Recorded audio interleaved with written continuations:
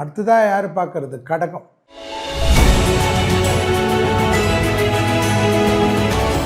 இடது பக்க தேக ஆரோக்கியம், பிபி, சுகர், கொலஸ்ட்ரால்லாம் பார்த்துக்கணும்.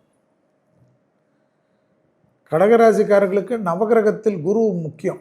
குரு வழிபாடு, தட்சிணாமூர்த்தி, நவகிரக குரு இதெல்லாம் பிடிச்சிக்கணும். ஜென்மத்தில் குரு வர்றதுனால இடது பக்க தேக ஆரோக்கியம், ஆர்ட்டு ரொம்ப ரிலேட்டடாக ரொம்ப கேர்ஃபுல்லாக இருக்கணும். ஆர்ட்டு தான்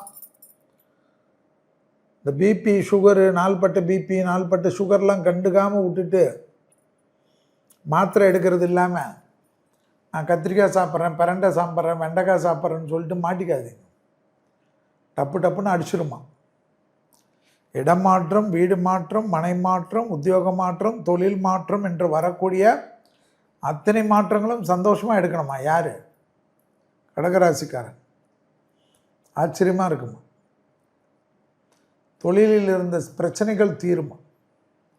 பிள்ளைகள் விஷயத்தில் அனுகூலம் காணப்படும். பிள்ளைகளுடைய படிப்பு, உத்தியோகம், தொழில், வியாபாரத்தில் இருந்த சிக்கல் தீருமா. குடும்பத்தில் அந்யோன்யம் அதிகரிக்குமா. திருமணத்தில் இருந்த பாதிப்புகள் நிவர்த்தி ஏற்படுமா. கணவன் மனைவிக்கு உண்டான பாதிப்புகள் நிவர்த்தி ஏற்படும். தாய் வழி உறவு, தந்தை வழி உறவு அனுகூலத்தை ஏற்படுத்தி தரும். 26வது வருஷம், 27வது வருஷம்லாம் சனி ரொம்ப எஃபெக்டாக உங்களுக்கு ஹெல்ப் பண்ண போகிறார். ஸோ உங்களுக்கு இந்த வருஷம் சரியாக நடக்கலைன்னா நீங்கள் தான் எதாவது தப்பு பண்ண போகிறீங்க. ப்ரமோஷன் வரும், இன்க்ரிமெண்ட் வரும். அடிமை தொழிலிருந்து தனிப்பட்ட தொழில் தொடங்கலாம். வியாபாரத்தில் அனுகூலம் காணப்படும். வியாபாரமே தெரியல, ஓட்டலே தெரியாதானா ஓட்டல ஆரம்பிப்பீங்க, சக்ஸஸ் ஆகிடுவீங்க. எல்லாமே நல்லா இருக்கும்.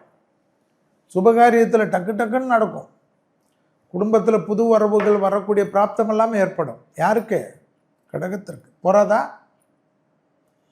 தொழில் பயம், உத்தியோக பயம், வியாபார பயம், படிப்பு பயம் நிவர்த்தி.